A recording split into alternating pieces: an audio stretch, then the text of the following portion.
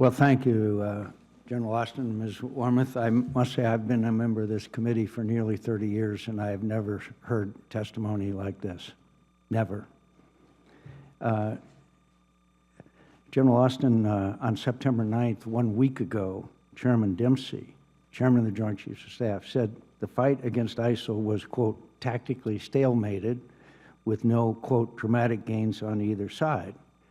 So obviously you and the outgoing Chairman of the Joint Chiefs of Staff have a very different view of what the situation is. And so with all this progress that you're citing, and how long do you think it's going to take for us to defeat ISIL and to restore stability in Iraq and Syria?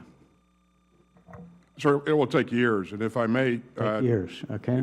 If I may comment on the Chairman's comments, as I spoke to the Chairman yesterday, and we did talk about this issue, and when I went back and took a look at what he said, he also said ISIL's future is increasingly dim as more nations join the anti-ISIL effort.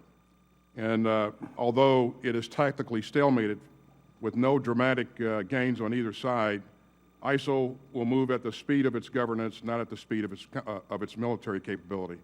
And I agree with the Chairman, sir, on the issue of there haven't been any dramatic gains on either side. Dramatic?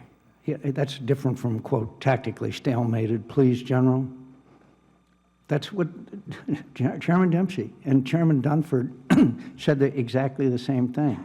So there's clearly a disconnect between your view and that of our outgoing and incoming Chairman of the Joint Chiefs of Staff. So really, in your view, everything should remain as it is. For example, do you think we should have a no-fly zone in Syria? That's a policy decision. And would you recommend a no-fly zone in Syria? I would not recommend that at this point, sir. Would you, not at this point, 4 years later, would you recommend setting up a buffer zone in Syria where these refugees might be able to come and be protected from the attacks and slaughter of Bashar Assad? It will take a ground force to be able to protect refugees if we do that, Would you sir. support a buffer zone which would then protect some of these refugees who are being barrel bombed and slaughtered by Bashar Assad? I don't see the force available to be able to protect them currently, sir, so I would not recommend it at this point in time. So we wouldn't be able to shoot down Bashar Assad's aircraft as they barrel bomb and slaughter innocent men, women, and children. Is that correct? We don't have the capability to protect them. We clearly have capability, yes, sir, we do. But you wouldn't recommend such action? I would not recommend a buffer zone at this point, sir. I see. So basically, General, what you're telling us is that everything's fine. As we see hundreds of thousands of refugees leave and flood Europe, as we're seeing now 250,000 Syrians slaughtered, as you see more and more Iranian control of the Shia militia that are the only ones that are really doing the fighting besides the Peshmerga. As I say, I have never seen a hearing that is as divorced from the reality of every outside expert and what you are saying.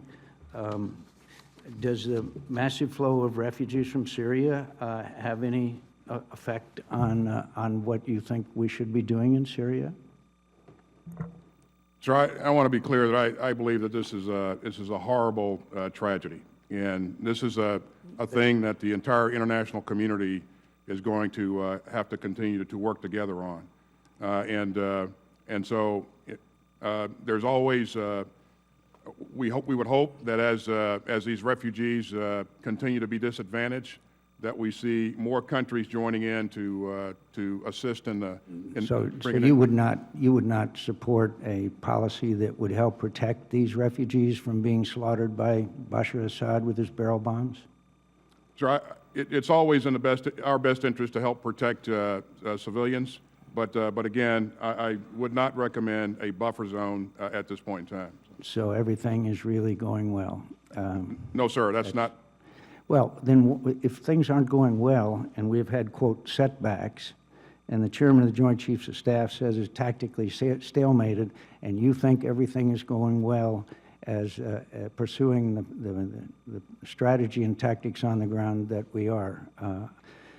General Austin, I respectfully disagree. I respectfully, fundamentally disagree. This is an abject failure. The refugees are the result of it. This is a result of leaving Iraq, and you were there at the meeting when Maliki told Senator Graham and I that if the others agreed, he would agree to keep a residual force there, and we never gave him the forces that we wanted to leave behind, which then set in train the departure of U.S. completely from Iraq and set the table for the catastrophe that we are seeing. This is, as I say, I have not attended a hearing that is so grossly distorted as the view of a terrible and tragic situation as I have seen from the witnesses. And by the way, Senator Graham and I predicted every single thing that is happening now. And I predict that unless we do something different, it will remain, as General Dempsey said, stalemated, which means tragedy.